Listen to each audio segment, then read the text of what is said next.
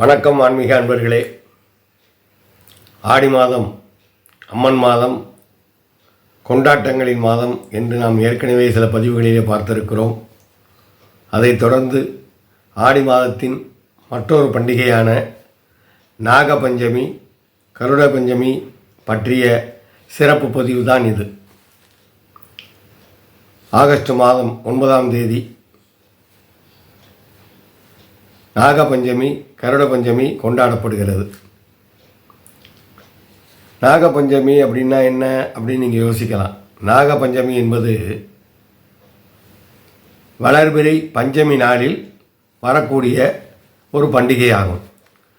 நாகங்களை, சர்ப்பங்களை நாம் அனைவரும் போற்றி துதித்து வணங்க வேண்டிய ஒரு நாளாகும். சர்ப்பதோஷம், நாகதோஷம், ராகுகேது தோஷம் போன்றவை இருக்கக்கூடிய அன்பர்கள் இந்த நாளில், நாகபஞ்சமி நாளில் சர்ப்பங்களை வழிபட்டால், ராகுகேதுவை வழிபட்டால், நாகராஜன், நாகதேவதை போன்றவற்றை வழிபட்டால் அவர்களுடைய தோஷங்கள் எல்லாம் நீங்கும், நன்மைகள் உண்டாகும்.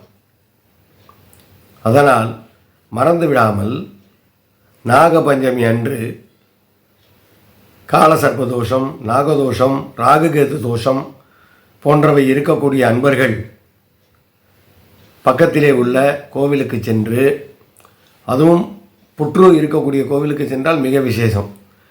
நாகாத்தம்மன் என்று இருக்கும், அங்கே வெளியே ஒரு புற்று இருக்கும். அந்த புற்றுக்கு பால் வாங்கி கொண்டு போய், தேங்காய் சிரட்டை என்று சொல்வார்களா, கொட்டாங்காட்சி என்று கூட சொல்வார்கள், அதிலே ஊற்றி வைக்கலாம். மஞ்சள், குங்குமம், பூ எல்லாம் எடுத்துக்கொண்டு போய், அட்சதையெல்லாம் எடுத்துக்கொண்டு போய் சின்னதாக ஒரு நைவேத்தியம் கூட செய்து எடுத்துக்கொண்டு போகலாம்.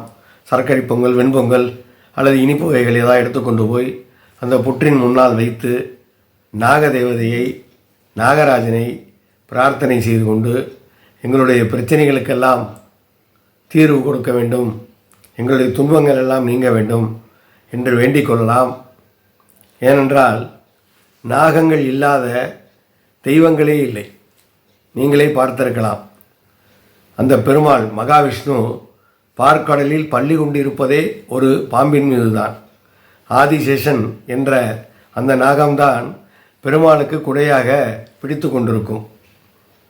அதைப்போல இந்த உலகையாளும் ஈஸ்வரன், அகிலாண்டகோடி பிரம்மாண்ட நாயகன் என்று சொல்லப்படக்கூடிய சிவபெருமானுடைய கழுத்திலே நாகாபரணம் அணிந்திருப்பார், நாகத்தை மாலையாக அணிந்திருப்பார். அம்மனுடைய விரலிலே மோதிரமாக இருக்கும். அம்மனுக்கு நாகங்கள் குடைபிடித்தபடி இருக்கக்கூடிய சிலைகளையும் நீங்கள் பார்த்திருப்பீர்கள்.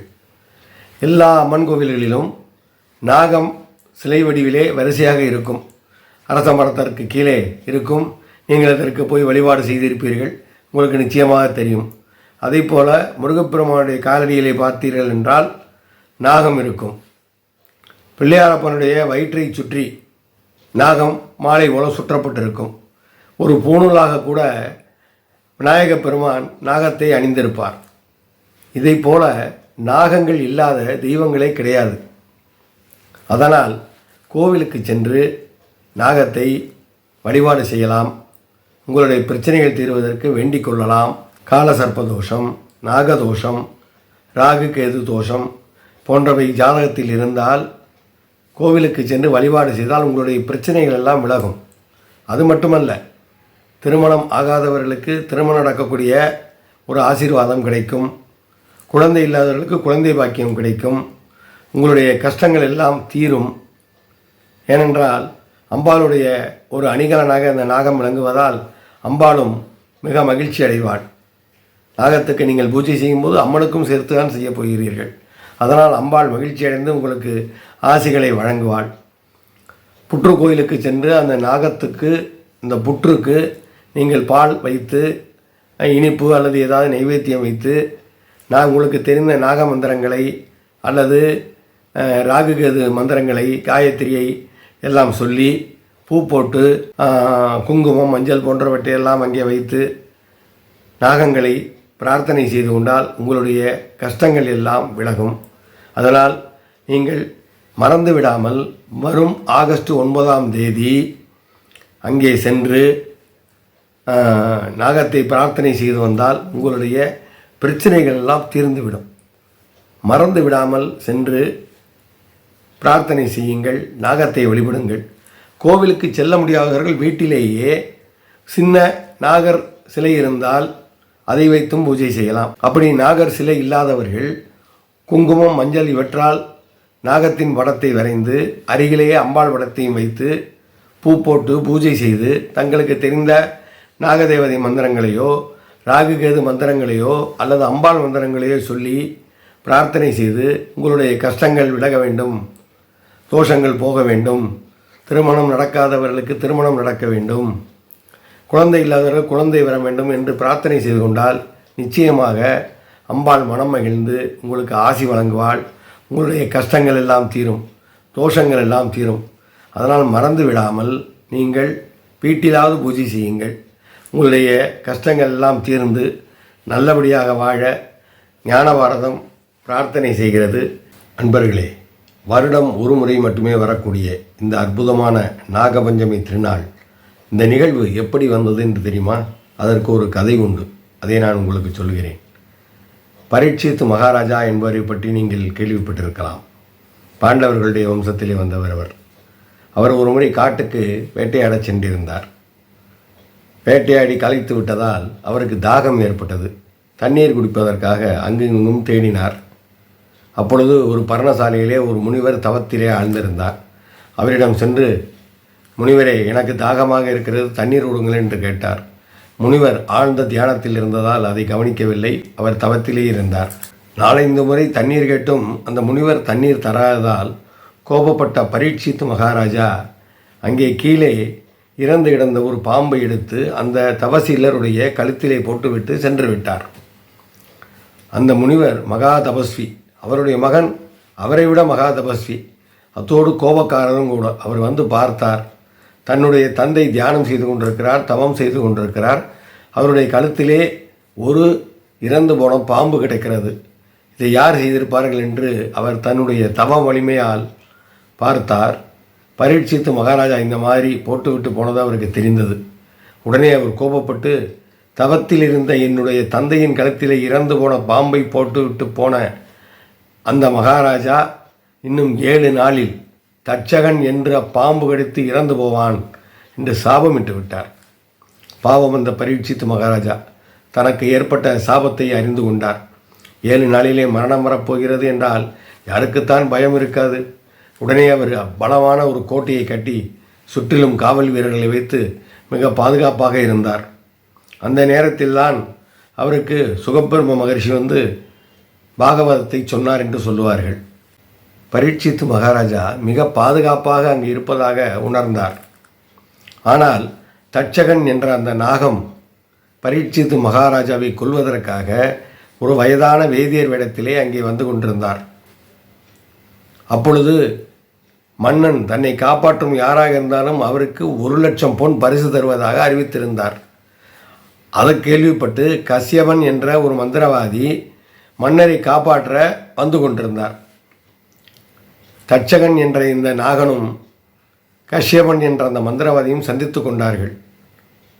தட்சகன் தன்னுடைய சக்தியை அந்த மந்திரவாதிக்கு காண்பித்தார்.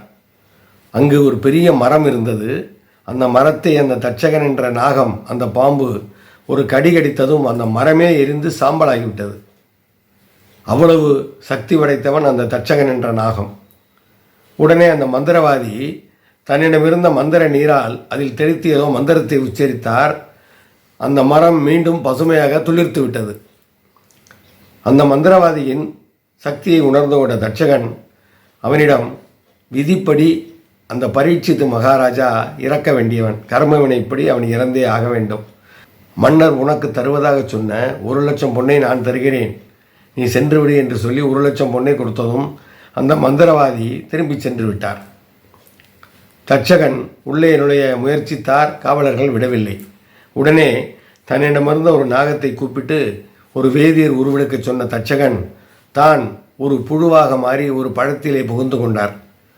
அந்த பழங்களை அந்த வேதியர் இடத்தில் இருந்த நாகம் அந்த காவலர்களிடம் சென்று, மன்னருக்காக மந்திரித்து கொண்டு வரப்பட்ட பழங்கள் இவை, மன்னரிடம் கொடுத்தால் மன்னர் நலமாக இருப்பார் என்று சொல்லி கொடுத்ததும் காவலர்கள் அதை கொண்டு போய் பரீட்சித்து மகாராஜாவிடம் கொடுத்தார்கள். பரீட்சித்து மகாராஜாவும் அதில் ஒரு பழத்தை எடுத்து வாயிலே வைத்து கடித்து சாப்பிட்டார்.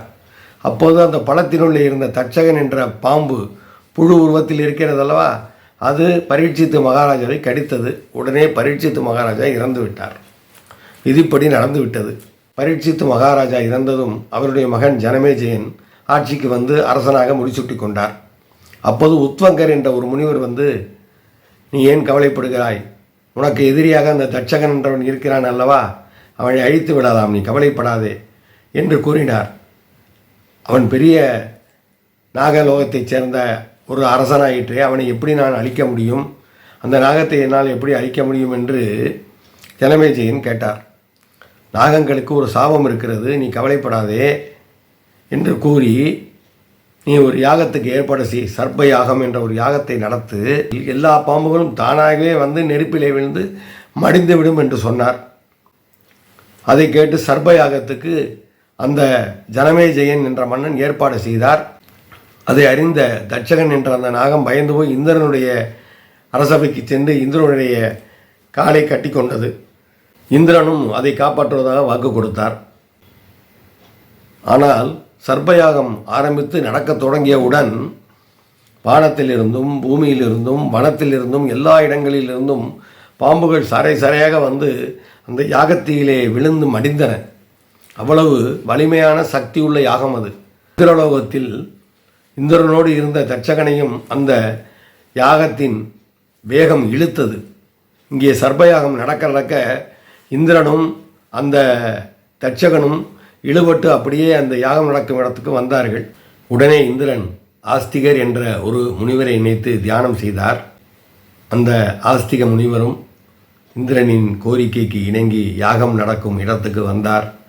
ஜனமேஜயனை பார்த்து, நீ மிகுந்த நல்லவன், நல்ல ஒரு மன்னன், உன்னால் இவ்வளவு பாம்புகள் அழியலாமா? போதும், இந்த யாகத்தை நிறுத்திவிடு என்று அவர் ஜனமேஜயனை கேட்டுக்கொண்டார். ஆஸ்திக முனிவரின் வேண்டுகோளுக்கு இணங்கி அத்துடன் சர்ப்பயாகத்தை நிறைவு செய்தான் ஜனமேஜயன். இந்த நிகழ்வு நடந்த தினம்தான் நாகபஞ்சமி என்று வழங்கப்படுகிறது.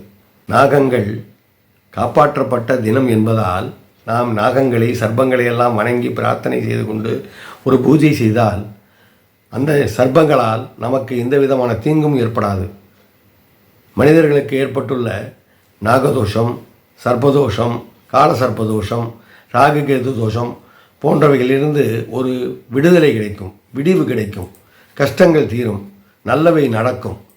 திருமணம் நடக்காதவர்களுக்கு திருமணம் நடக்கலாம், குழந்தை இல்லாதவர்களுக்கு குழந்தை பிறக்கலாம், துன்பங்கள் தீரலாம், நல்லவை நடக்கலாம்.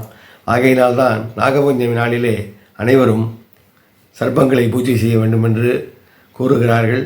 நாமும் அதுபோல செய்வோம். துன்பங்களிலிருந்து விடுபடுவோம், சர்ப்பங்களையும் வணங்குவோம்.